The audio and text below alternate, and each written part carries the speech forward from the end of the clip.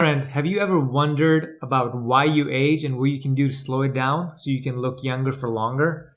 Me too. I think about this stuff a lot. And luckily for us, my guest today is an expert on this topic. She's written a book on aging and she has theories on how we can slow down our own aging so we can feel younger and look better for way longer. So I'm really excited about this episode and I can't wait to dive right in. So let's get started. Hello, today my guest is Dr. Sandra Kaufmann, who began her academic career in the field of cellular biology, earning a master's degree from UConn in tropical ecology and plant physiology. Turning to medicine, she received her medical degree at the University of Maryland and completed a residency and fellowship at Johns Hopkins in the field of pediatric anesthesiology. She's the chief of pediatric anesthesia at the Joe DiMaggio Children's Hospital in Florida. Most recently, she was recognized as Best in Medicine by the American Health Council. She's also an author and has written an amazing book called The Kauffman Protocol: Why We Age and How to Stop It. It's one of the most comprehensive approaches to anti-aging, how to tackle your aging process and slow it down, and it simplifies the interventions or things that you can do to slow down your own aging. Dr. Kauffman describes the molecular agents you can put into your body to enhance your longevity, and she gives you a ranking system that guides you in picking your own protocol. There's also an app and a website that accompany her book. The show notes for this episode are going to be found at antiaginghacks.net/stop aging. Dr. Kauffman, welcome to the Anti-Aging Hacks Show. Thank you. It is a pleasure to be here. Thank you so much. I know we tried to do this last week, but you were away at a dude ranch. And I just wanted to bring that up real quickly because when you said you're a dude ranch, I thought you're hanging out with studly cowboys, and they just take you out on these horse trips to really cool locations and you get to flirt with them. And then you come back and then they make you really cool country meals. Is that what it's like? Oh, that's exactly right. Yes, absolutely. That's amazing. That's amazing. Sign me up for a dudette ranch in that case. I'll look for one. Be fun. Okay. So the first question I've got for you is that you're a pediatric anesthesiologist. So how did you get into figuring out aging or anti-aging in particular? So I'm a pediatric anesthesiologist, and it makes me pretty much knowledgeable in all sorts of human things, such as pharmacology, physiology, how drugs affect the body, how the body affects drugs, and that sort of thing. And pediatrics is a little bit different than adult in that it's very dose sensitive, and it's more specific than adults. In terms of actual aging, I got interested because as you said, I started out as a cellular biologist. And I personally just didn't want to age. And I went on this ridiculous quest, or so I thought it was ridiculous at the time. When I hit 44, 45, and I thought, well, what could I possibly do? So I took my medical background and my cellular background and I plowed through as much information as I could find. And I think I came up with the answer. My goodness, the book, this is kudos to you. It's a huge book. It's not just a few chapters that she wrote. She's gotten very detailed into the 7 tenets of aging that we're going to be talking about. How did you find the time? You've got kids, yeah? How did you find the time to get all this research done and write that book? Because it takes a long time, doesn't it? It did. It took an extremely long period of time. It took me about 4 or 5 years to sort of write, coalesce the ideas, etc. The good news is my kids are old enough that they had homework every night. And I wanted to set a good example, so we all sat around and we did our homework together. And they were always making fun of me, Mom, like, you don't have to be doing this. I go, well, it sort of encouraged lifelong learning and lifelong processing, of information and then just trying to contribute to society in whatever way we can. So it did suck up a lot of time, but it's time that I would have been sitting around watching Netflix anyway. Mm-hmm. That's great. So let's dive into the 7 tenets of aging that you've described so well. Why don't you break those down for the audience? Okay. Stop me when this gets ridiculously drab and boring because it's kind of sciencey. So tenet 1 is basically DNA alterations. Our DNA changes over time. And I think we all sort of know this. And there's 2 essential problems. One is telomere loss, and you can measure your telomeres and it gives you an idea of your physiologic age. And then the second thing are epigenetic modifications. And those are changes to your DNA and to the histones that package your DNA. And that changes over time as well. And there's something called an epigenetic clock that you can actually measure your methylation. And it too gives you an idea of your physiologic age versus your chronological age. So that's tenet 1. You want me to keep going here? Yeah, sure. Let's power through them. So tenet 2 is energy requirements. Basically, that's your mitochondria, the little powerhouses of the cell that allow you to do whatever your cells need to do. Two major problems with mitochondria is number one, an NAD deficiency. We know that after the age of 40-ish, you use up your NAD and you need to sort of augment that to maximize cellular output. The other thing is free radicals. Oxygen is very important in the electron transport chain, which is how we make energy. But unfortunately, 1 to 3, even 5% of oxygen molecules get radicalized, which means they accept an extra electron. And I think of these as little tiny bombs that destroy structures.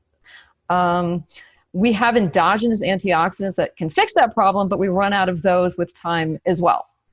So that's basically mitochondria in a nutshell. 3, I hope I don't bore everyone, 3 are pathways. So there's pathways that help you to age and not age. There's sirtuin pathways. You have 7 mammalian sirtuins that turn off over time, but we want to keep them on as long as possible. There's the AMP kinase pathway, which is similar, but a little bit different. They measure nutrient availability. And then there's the mTOR pathway that sort of keeps you young, that stays on, but we kind of want it to not be as on because it can cause some issues. Following that, let's see, we have quality control. And this is DNA and protein repair mechanisms and autophagy. And I don't have anything fancy to say here. It's just sort of complex scientifically.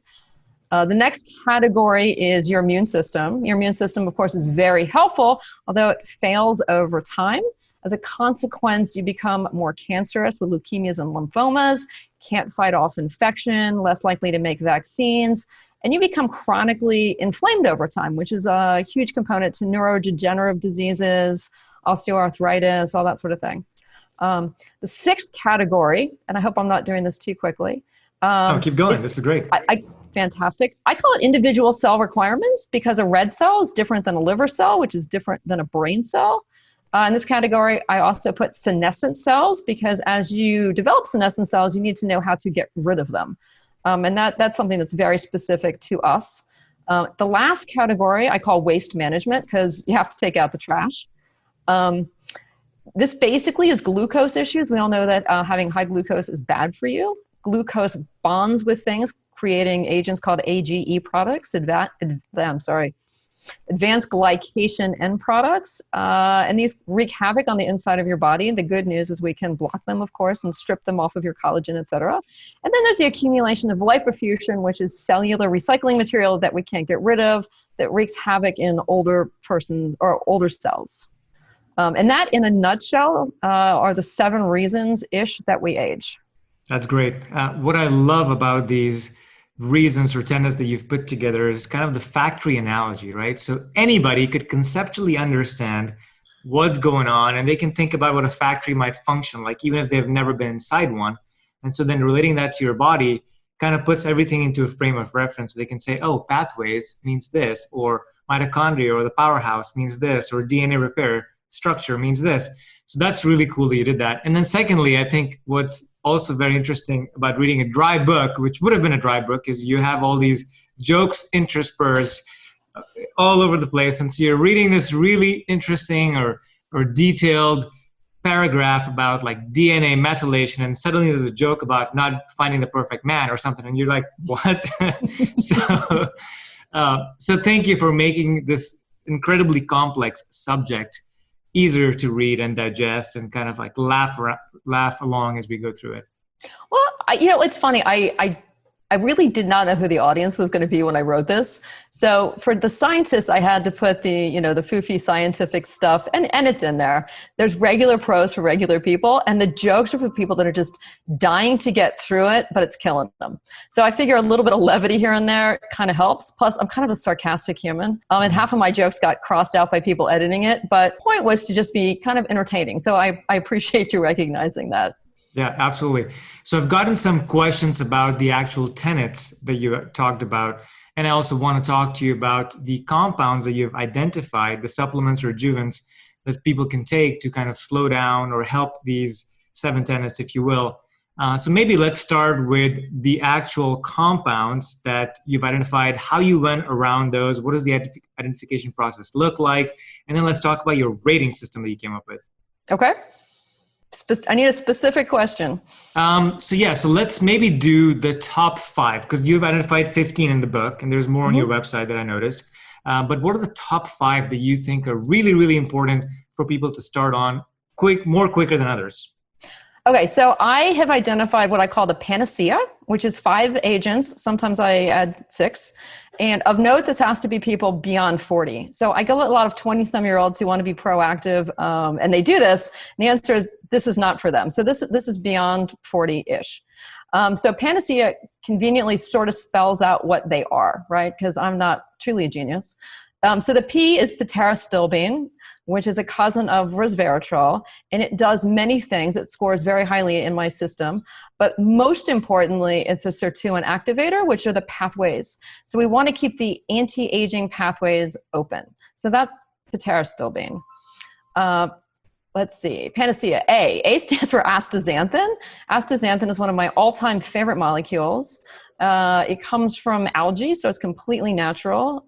It's just amazing. It lodges itself in the mitochondria outer matrix, and it just sucks up free radicals. So it's kind of cool. So it's a free radical scavenger, and it's one of the best ones we have, and it has no side effects whatsoever. So that's I love that one.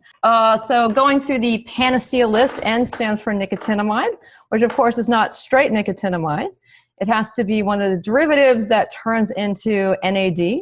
Of course, because we have a deficiency with age, it's extraordinarily important.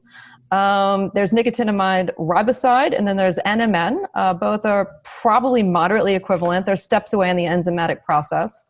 But because people know that this is so crucial, it also now comes in an IV form, and an IM form, and a patch form.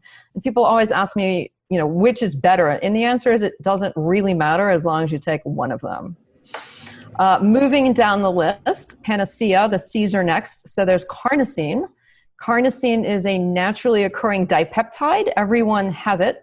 Men have more than women, and the young have more than the old. It helps athletes because it prevents the burn in muscle because it sort of sucks up the lactic acid. But more importantly, it's a transglycosylating agent, and it helps to get rid of the glucose problem that I talked about in tenet 7. The last one in the top 5 is curcumin. It is an amazing anti-inflammatory. It's one of the top things. I recommend it for the COVID issue as well because it blocks cytokine release. The key to this one is it has to be bioavailable.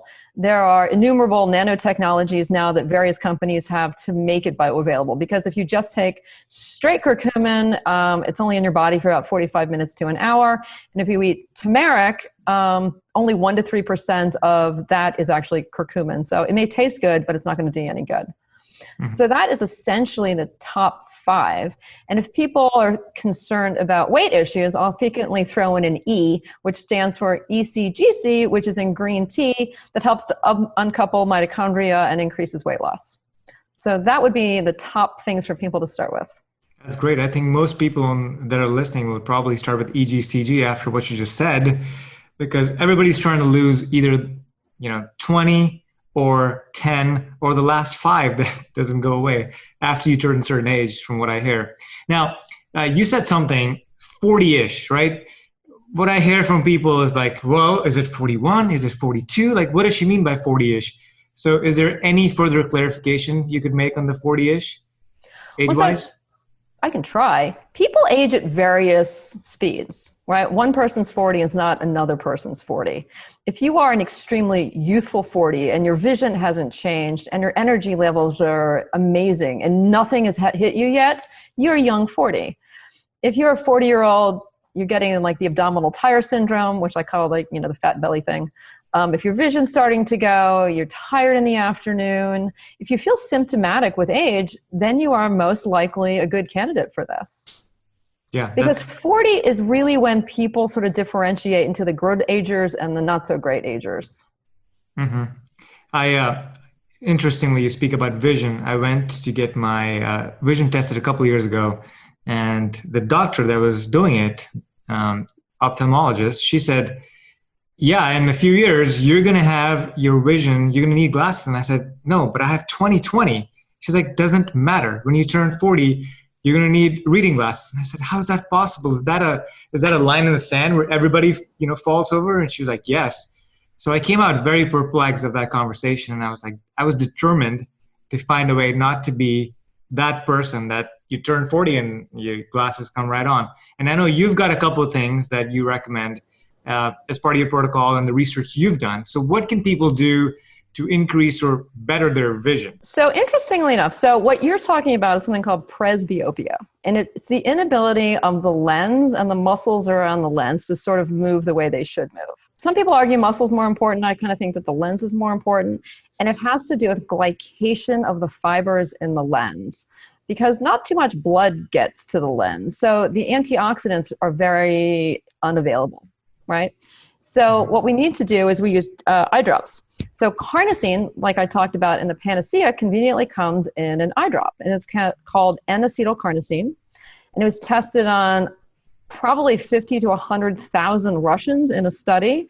And remarkably, it improved presbyopia and it decreased cataracts. You can get it in this country, and people use it for their dogs. I don't know why they don't use it for us, because I've been using it for 4 or 5 years now. My vision is spot on. That's amazing. You can presumably get it at any pharmacy then? I've not ever actually seen it on a pharmacy. Obviously, it's on Amazon because everything's on Amazon, and I wish I got paid by Amazon. But there are also the individual companies that sell it. So it's clearly available. And I can tell you that every podcast I do, I get 77 questions about which carnosine eye drops should I use. Sure. So no doubt it'll happen this time, and I'll send out the link. Mm-hmm. So that's not a problem. Okay. The other thing you can do for vision, so it's not just presbyopia as you get older, your night vision tends to fail. And it has to do with the health of the rods and cones, mostly the rods, because cones are for color and rods are for black and white. At night, in the back of your retina, they start failing. So there's something called SKQ1 or visomitten drops, and they specifically go to the retina mitochondria, and it actually can help prevent that as well. I gotcha. So would this be a 1-2 punch that people should use to improve their vision? Absolutely. The nice thing about the SKQ1s is they have to be refrigerated. And that's how I wake up every morning. I sort of, the alarm goes off, I flail on my way to the refrigerator, I put cold eye drops in, and then ta-da, I'm awake. So kind of helpful. Yeah, that's great. Okay, let's go back to something you just said on the NAD in particular. It has blown up, this molecule, this compound, in recent years, because people are finally realizing how important it is as a factor that contributes to faster aging when there's not enough of it. And so there's, as you mentioned, there's different forms, there's IVs, there's patches, there's NMN, there's NR that you can take. And some of these NR, I believe, cost $30 or $40 a month. NMN is around in that range as well if you take the pills. Mm-hmm. But if you go get an IV or a patch, it's substantially much more expensive. So I believe you've mentioned in the past that they're roughly the same, so you don't really need to go spend thousands of dollars just to get the IV. Do you have an opinion on that? Well, IV is very interesting. I think it's just a fancy way around trademarks, to be perfectly honest, because Chromadex trademarked or copyrighted or whatever one does to these things, riboside, and they're, good for them. And they didn't really want to share it because they spent a lot of money, so they want to, recoup their interests. As a consequence, NMN was sort of invented, and they're, different scientists will argue one versus the other. And the answer is, I don't really think that they're different. They are a bit pricey. If you buy them in bulk, obviously it goes down significantly, which is what I do, because I know I'm going to be on it for the rest of my life. So why would I buy one bottle at a time anyway? Mm-hmm. But the idea is you're going to need it consistently in your body, which is a problem with the IVs. IVs are fancy, and you can put in straight NAD, which sort of gets around the whole trademark copy thing. However, you spike a concentration, and then it falls to nothing in whatever the half-life of that particular molecule is. And I don't actually know. I can't imagine it would be any more than 24 hours. So you get a huge spike, but then you're back to where you started. So I don't think that's necessarily a viable option. Unless you wanted to pair it with a bolus to make up any deficiencies very quickly and then continue with an oral program, something of that nature. Yeah, that makes a lot of sense to me. And patches are probably reasonable. I know that there are a few companies that sort of have promoted that. Transdermal absorption has proven to be very effective, and it gives you a more even distribution, which is quite reasonable. And some people love patches and some people hate them. So that's a personal choice. Okay, great. I have a lot of questions around the 7 tenets that you mentioned. So maybe let's dive back down there. I kind of sidetracked us with the vision. Sure. But let's start with DNA, right? Okay. In your book, you mentioned that obviously for listeners, there's a full copy of your DNA in every cell in your body, and they function differently based on what genes are expressed in that cell. And what I learned after reading your book is that there's thousands, or there's multiple, I have the number in here, but there's DNA strand breaks, single strand breaks, which are in the thousands, and there's double strand breaks as well, multiple of those every single day, which kind of shocked me, because if the full strand is breaking, man, we better have some good repair mechanisms going on to save us from that. So in your opinion, what causes, or in your research, what causes those breaks, and how can we mitigate those breaks? So there are many, many reasons that your DNA breaks. And as you mentioned, you're right. There's single strand, there's double strand, and that's not it. There's all sorts of different types. And so I won't get into the varieties. But a lot of it has to do with free radicals. It has to do with carcinogens. It has to do with environmental stresses. UV light melts your DNA together, and you can actually measure that, which is impressive. There are innumerable things, which is why skin is sort of, it takes the brunt of it, because it's the thing that is exposed to all the environmental stressors. But even internally, drugs, smoking, alcohol, all of those things destroy your DNA. And with enough devastation, you're going to have serious health problems. One of the big diseases with aging has to do with the inability to repair DNA. So really this falls into two categories. So category one is just taking care of your DNA. And in some, you have 10 to the fifth, which is a ton, 10 to the fifth DNA errors per cell per day. But skipping over to the quality control division, you have 4 very specific DNA repair mechanisms. And we need to keep those sort of intact, right? So in the first tenet, which is taking care of your DNA, we want to reduce all the things that cause DNA damage, and we can increase, hopefully, the things that repair it via telomerase, et cetera, at least to make the strands longer. But in terms of repairing it, there are a few natural agents that actually increase the rate of DNA repair, and that's really cool. Mm-hmm. Absolutely. And so in terms of reducing the damage, I think you listed out a lot of the substances, the toxins that cause free radical accumulation in the body, the sunlight, the pollution, the smoking. So as much as people can reduce that, that would be great. In terms of, we'll get into how to repair the DNA in a little bit, but I want to move on to what's really, really relevant right now, which is the coronavirus. We live in this crazy times. And you've got an immune system protocol that you've listed on the website, but also that helps in your tenet, it would help the security system, correct? Yeah, for the most part. Mm-hmm. It's slightly different. The good news is I have chosen agents on that list that also help with longevity. And the reason that works is if you look at the population, for the most part, of COVID victims, the one that get it the most severe are either older or have age-related pathologies. So the idea behind just being on the protocol number 1 is that maybe you can make yourself better to be less of a victim. But then there are specific things that we can do to reduce relative risk of injury from the virus itself. And that's the table you're referring to, and I'm happy to talk about anything on that. Yeah, why don't you talk about, so I'm holding up the table here, but in terms of the security system, I know you talk about the adaptive system and the innate system, which are 2 different systems that exist in our bodies. The innate one is just basically, like it's brute force. You're fighting whatever's coming in. But the adaptive one is something that learns new pathogens or about new pathogens as they come in, which kind of builds your inventory of diseases that you can fight. What particular agents would you recommend that are the best for either of those defense mechanisms? Well, the one that's going to be most important, at least in Coronaville, which is where we're all living right now, is increasing the IgA and IgM of your mucosal surfaces. And I think that the most important ones are astaxanthin, which I referred to earlier, and then actually high-dose vitamin C. that is shown to increase your immune system or your antibody levels in your mucosa. And everyone likes vitamin C anyway because it tastes good. Exactly. Okay, so I'll come back to vitamin C in a bit. I have a question about the mitochondria and the damage that occurs as a result of oxidation in our bodies. And as you mentioned, all these toxins that we're being assaulted by in modern living, especially in bigger cities like Miami or Los Angeles, we've got to improve the antioxidant capacity to fight those off. But also there's damage happening within our mitochondria in the factory that produces the energy.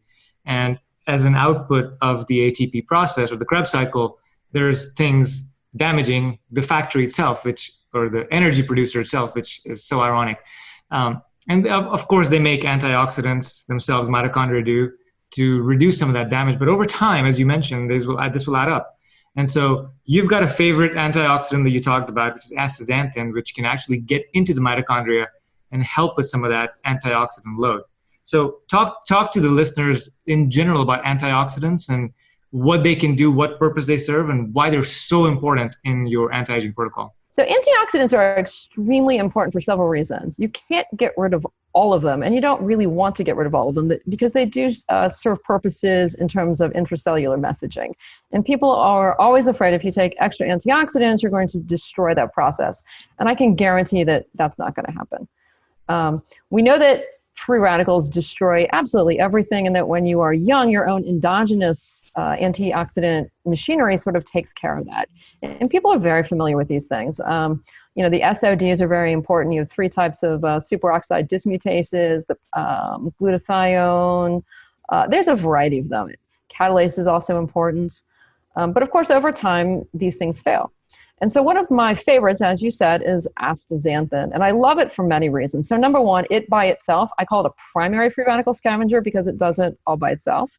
And I also consider it a secondary free radical scavenger because it actually creates, or has your body create more of its own endogenous antioxidants. So it's like a 1-2 punch, which I just think is amazing with absolutely no side effects whatsoever. So I just think that's insanely cool. The other nice thing is it's daily dosing. It sort of lives in your body for 24 hours and then you sort of excrete it. And it's amazing. Mm-hmm. Yeah, you definitely love that one. I do. And I've added to my protocol after I read your book, and you had such nice things to say about it. Now, people have questions, right? There's marketers that have taken the term antioxidants and have run with it. And there's all kinds of antioxidants when you do simple Google searches or you go on websites, you're just like, oh my goodness, this is so cool because it has antioxidants. Now, there's a lot of them that we know that are beneficial either from the messages that we've been getting from marketing or just doing our own research. For example, vitamin C, as you mentioned, that's an effective one. There's also vitamin E thrown around a lot. There's alpha lipoic acid. There's obviously astaxanthin. There's glutathione. Which ones are good in your book, and which ones should we generally avoid because they don't live up to the hype? Well, so they all sort of do various things. Alpha lipoic acid is a universal antioxidant. So what it does is it sort of recreates the ability of C and a few of other endogenous ones to sort of reproduce, which is kind of nice. They're all very good. If you look at my list of 30-some agents, anything in the mitochondrial category with a 3 is generally a pretty potent antioxidant. My fear is that this is the one thing that most people are aware of, and they go, oh my God, I'm going to take every antioxidant in the world, right? So they take 7 of them in the morning. The problem is their half-lives are really short. It's usually 4 to 6 hours-ish. So if you feel like taking several, my recommendation would be to spread them out during the day so that you're sort of covered, because you're going to get blitzkrieged after you work out or in the evening when you've got no coverage at all. And in the morning, your body's just overwhelmed. So we sort of need to spread them out if you want to take several. Okay. Let's talk about senolytics, which is the one topic that I think is garnering a lot of attention in the anti-aging world. So please explain to people how senolytic cells even form and what the latest research is showing us. So senolytic cells, for people that don't know, I kind of call them old grumpy man cells. Other people call them zombie cells. Essentially, they are normal cells. They started off at least normally, and then they have a lot of damage to them. Either free radicals or something else has caused damage to the DNA. The cell perceives that damage and puts the cell in a holding pattern. It's called quiescence. The cell can either then get repaired and go back to doing whatever it was doing before. It can be polite and just kill itself off, and that's called apoptosis. Or it gets stuck in this middle of the road thing called senescence. The morphology of the cell changes, all the shapes and sizes of the organelles change. And I like to think that it gets fat and grumpy because it does sort of puff up, and then it excretes all of these sort of negative cytokinins. So it creates a localized inflammatory process, which can then infect the cells around it. So once you have one or two senescent cells that can quickly expand to have a whole mass of senescent cells, then the inflammatory cytokinins can travel all over your body and just cause sort of badness everywhere. And a lot of studies have demonstrated that if you can get rid of the senescent cell load, not only do you do better globally, but you also then make space for normal cells to grow where the senescent cells have now been eradicated. So I briefly touched on that in the book because that was 4-ish years ago when I got to that section. And since then, just the information is more sort of carved out. There is a chapter on senescent cells that is now on my website to sort of make up for that until book 2 comes out, which is what I'm working on now. Great. When do you expect the second version of your book? Is it the second version of the same one? Updated version? It's going to have updates in the tenets, but it's going to be more focused on body parts and illnesses. And then there'll be agents sort of listed under that. For example, if you were more interested in your skin, there'll be 5 or 6 things that these are amazing for your skin and this is why. And then for the brain and for the various body parts. So it'll be organized differently, but it'll hopefully have the same sort of quirky sense of humor and information that's available. It's great to hear that you're targeting specific causes that people complain about in this new version. I can't wait to get my hands on it. Okay, let's talk about a very interesting and maybe controversial topic now, which is sunlight and how much of it is enough versus how much of it we're not getting. Because now there's 2 opposing camps. The dermatologists are saying, hide yourself, not hide yourself, but stay in the house. I mean, when you're indoors, put a sunscreen on.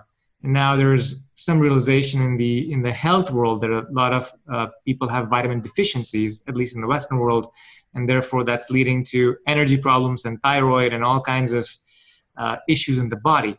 And so where do you stand on how much sunlight should a normal person get, and how do they get that? What mode do they get it from? So I know that you have a fancy sun sensor that you wear, which I find extraordinarily entertaining. But most people are not going to do that, especially in Miami. I'll tell you what I tell everyone. Park in the back of a parking lot once a day. Target, grocery store, the mall, whatever it is. Walk there, do your shopping, and walk back. And honestly, that's plenty. Because sun is vicious. UV radiation is just horribly penetrating. I mean, we can literally count the number of DNA globs that sort of accumulate from sunlight. It's really not good for you whatsoever in any way, shape, or form. Vitamin D is the only thing that you'd be missing. And the good news is it comes in a bottle. And whereas I hate to push drugs necessarily, I think it's extremely important. We do know that people that don't get any sunlight whatsoever, for example, the ladies that wear the full body burqas, they are extremely deficient and they are more likely to have, other diseases. Generally, it's lupus or sort of immune stuff. So we do know some sunlight's important, but basically you just need to augment with vitamin D. And the app that Dr. Kauffman just mentioned, the thing that I monitor the sunlight is called D-Minder, which I really don't even have to do because I live in sunny Los Angeles and there's plenty of sunlight to go around here, winter, summer. I know there's some people that use it, especially in the very, very northern hemisphere, or the southern hemisphere, where they're like, well, I don't know how much of the UVB rays I'm getting. But I think that, I now shudder, Dr. Kauffman, knowing how dangerous sun can be, of what I did in my 20s, where I was maybe in Vegas or outdoors for 6 to 8 hours a day, not worried about the damage that my body was taking. As you said, it's incredibly damaging. It's great if you can get it in medium or small doses every day, but a heavy dose for 6 hours, every week or two or three can be incredibly damaging, can it? Oh, absolutely. And I can vouch for this. It's interesting. So this is going to sound a bit ridiculous, but there's a gentleman who lasers my face and lasers off all of my sun damage on a fairly regular basis. And he can tell me what side of the car I've been sitting in based on my skin. Wow. So he'll look at my left side versus my right side and said, you know, your window's been down or you need more tinting because clearly you've got more sun damage on one cheek than the other. You know, we were in England for a while and he goes, aha, you've been riding on the other side of the car. And I thought, oh my God, it's absolutely, it's a visible thing that's occurring. It's crazy. Yeah. Speaking of lasers, is that an IPL or a pulse dye laser? Do you know? To be perfectly honest, I think it's both. I am not an expert in lasers whatsoever. I had every intention of learning this, but I never did. So I am guilty of going to a friend, actually, who just looks at my body, squints, looks very angry, and then just says, oh my God, and then just starts lasering like anything he can find. And I know that there's usually 4 or 5 machines sitting there, and I walk out and I'm in tears and I look like some sort of like red buffoon. But whatever he does, it works. Mm-hmm. So, and 2 days later, you come out and you're like, oh, ta-da, and you look great. It's more like 10 days. Okay. That must be the ablative ones, though. I'm trying to study lasers as well, but I'm no expert myself. Now, there is one thing, right? I was a college athlete growing up. I was a student athlete in high school. So I was always in the sun playing soccer or sports or, you know, running tracks or doing all kinds of stuff. And so I know I've damaged my skin quite a bit in my teens and 20s. I've wizened up in my 30s with how much sun I get every day and how I protect myself. There is one particular substance or antioxidant, Astaxanthin, that I've heard can have protective benefits if you're going to be out in the sun for an extended period of time. Can you talk about that? Oh, absolutely. This stuff is amazing. This is why it's one of my favorite agents. In fact, marathon runners generally take it a lot because they're going to be outside for extended periods of time. But it gets into the mitochondria of your skin cells. And when the sun hits, it does a few things. It blocks the DNA damage and it blocks the inflammatory process. And those are the 2 things that really cause you to have significant problems. And I've said this before, and so I don't know if people laugh at me or not, but I give it to my 14-year-old because she's an avid tennis player. She's outside all the time, and she's a redhead and pale as can be. And she's actually my Astaxanthin tester, because when we use a good quality brand, she's fine. She doesn't burn. And when she uses either none at all because she forgets or, you know, a not so great brand, she burns. And she's like, Mom, yeah, that was terrible. I need the good stuff. So obviously you've opened that can of worms. People are going to ask, what's the good brand? Do you have a recommendation? You know, I hate pushing one product over another because honestly, I don't get paid for any of it. Yeah. I like Sinotech. They're in Hawaii. It's all natural. I think they do a fantastic job. They brand it as BioAstin, but surely it's in other brands as well. There's also a brand from Iceland, and I'm blanking on the name of it. But there's just several good ones, and they tend to come in gel caps. You can also get the liquid, and I tend to put that in my own skincare. Too much, however, you sort of turn orange. I got you. So you can apply liquid astaxanthin to your skin from the outside. Mm-hmm. That is fascinating. I'm going to have to try that. Okay. The other question I have is, I guess I'm going to a trip in a couple of weeks. I'm going to be jet skiing from Long Beach to Catalina Island, which is probably going to be an all-day affair because you got to jet ski there and then you got to come back. And at the end, I'm sure the quads and everything's going to be hurting, so it's going to be much slower, which means I'm going to be getting a lot of sunlight. So I'm going to be sure to get some astaxanthin or take some astaxanthin before I go on that trip to minimize the damage from the sun. So not that you're asking this, but I'm going to tell you anyway. It comes in 4 milligrams, 6 milligrams, and 12 milligrams. Mm-hmm. And if you're going to be out that long, I recommend you bolusing with the 12. That's good. The other thing is make sure you take your carnosine because it will make your muscles hurt significantly less because, as I said earlier, it blocks the acidosis that builds up with extreme muscle use. That is really cool. Thank you very much. So in the 2 weeks coming up, I want to show off and like beat all my friends. So what I was going to do is do like standing squats and like, you know, work out my back muscles because I know that I'm going to be holding on to the jet ski for hours. and I want to outlast them all and show off a little bit. So I'll take both of those, astaxanthin and carnosine, to improve my chances even more. Thank you. You are welcome. Let's talk about gray hair. And I know that nobody has the answer yet. And I also know that there's some stem cell activation that goes missing that causes some of this, but there's also catalase production or inability to produce enough catalase in the body, which leads to the wrong pigmentation or no pigmentation. Do you have any tips for the audience on what to do about gray hair? So the reality is, if you optimize all of your cells, you're going to optimize your stem cells at the same time. And if you take some of the things that increase endogenous antioxidants, which catalase is, then theoretically you will make more catalase and you will prevent that.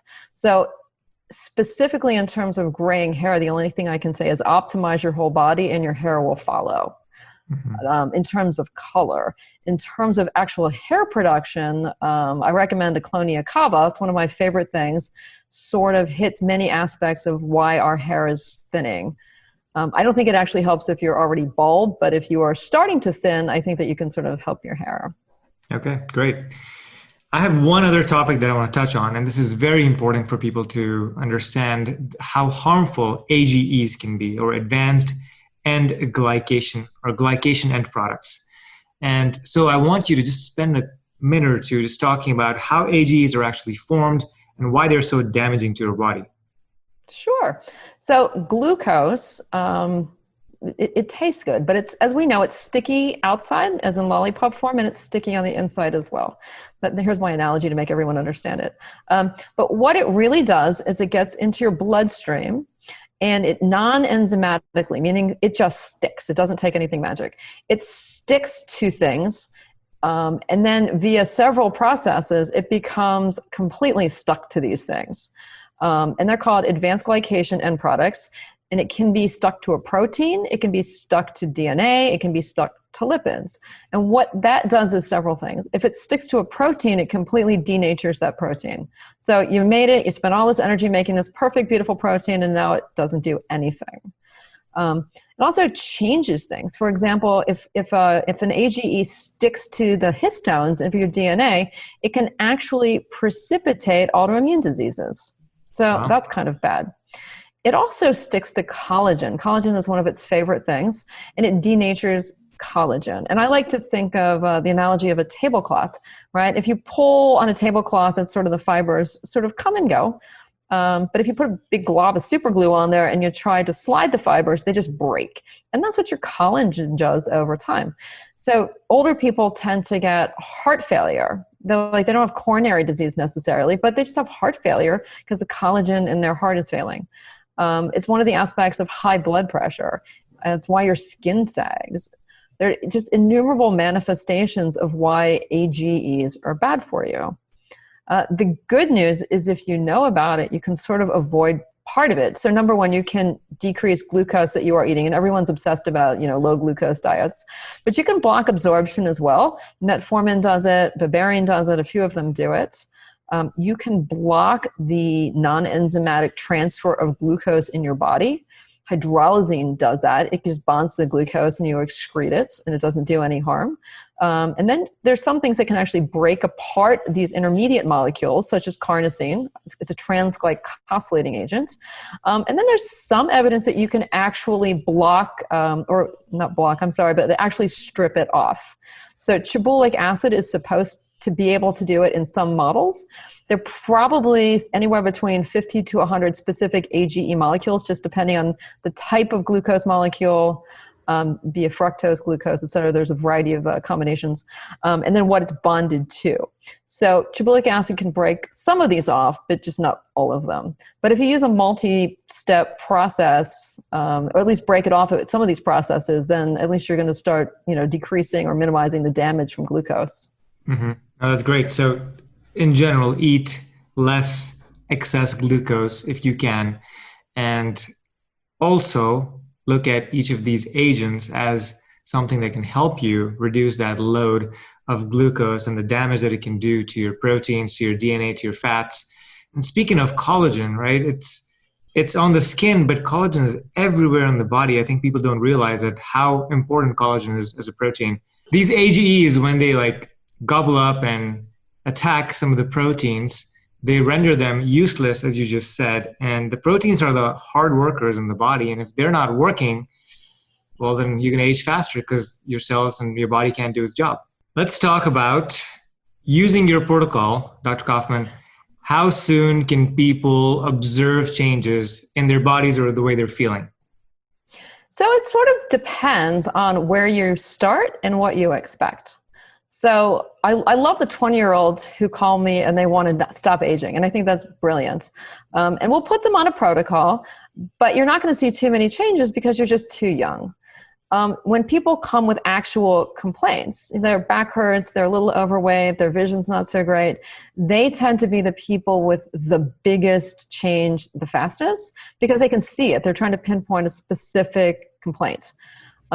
Older people, it's going to take a little bit longer because there's a whole lot of backtracking that you sort of have to do, a whole lot of sort of micronutrient deficiencies and all sorts of things that we have to overcome.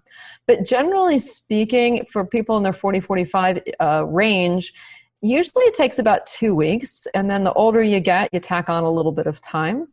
It is not uncommon for people in their 60s, takes 2 to 3 months.